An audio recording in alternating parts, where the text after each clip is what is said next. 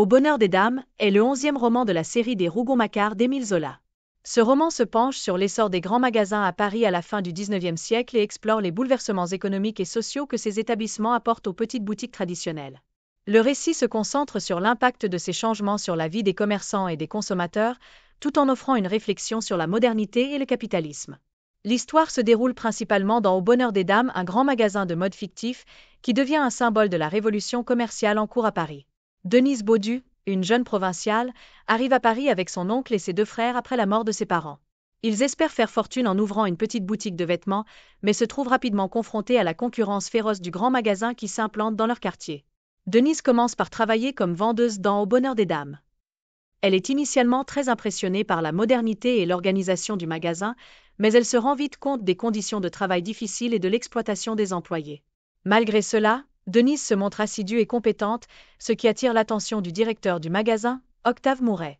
Octave Mouret, un homme ambitieux et dynamique, est à la tête du grand magasin et est le neveu du personnage éponyme de Pot-Bouille. Son objectif est de révolutionner le commerce de détail en attirant les clientes avec des innovations comme la mise en avant des produits, les réductions et les promotions. Il est également un séducteur, et Denise, malgré sa résistance initiale, finit par se sentir attirée par lui. Au fur et à mesure que Denise s'intègre dans l'univers du magasin, elle devient un personnage clé dans l'organisation du rayon des modes, et son travail acharné commence à payer. Son succès, cependant, se fait au détriment de ses relations familiales, car la petite boutique de son oncle est en difficulté et finalement forcée de fermer. La relation entre Denise et Octave évolue lentement.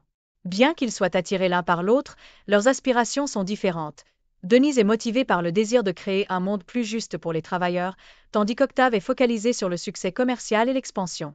Leur relation connaît des hauts et des bas, marqués par des tensions professionnelles et personnelles. Le roman se termine avec la montée en puissance de Au bonheur des dames, qui devient un symbole de la modernité et de l'efficacité commerciale.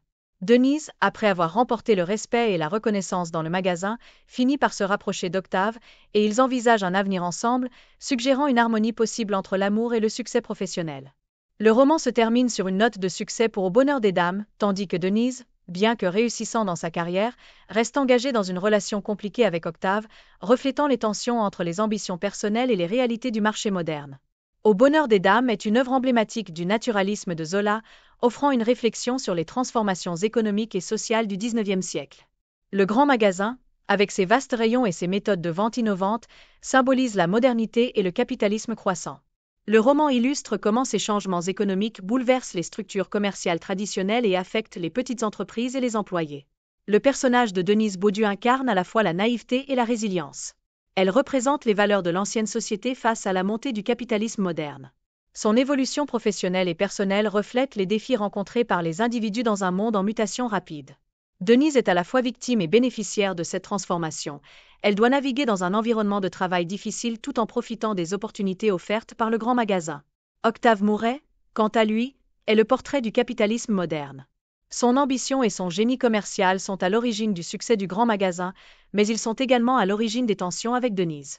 Leur relation met en lumière le conflit entre les valeurs traditionnelles et les ambitions modernes, ainsi que les compromis nécessaires pour réussir dans un environnement commercial compétitif. Le roman critique également les conditions de travail dans les grands magasins, mettant en avant l'exploitation des employés et les effets déshumanisants de la révolution commerciale. Les employés, dont Denise, sont soumis à des pressions sévères pour satisfaire les exigences du magasin, reflétant une réalité dure sous la surface de la modernité.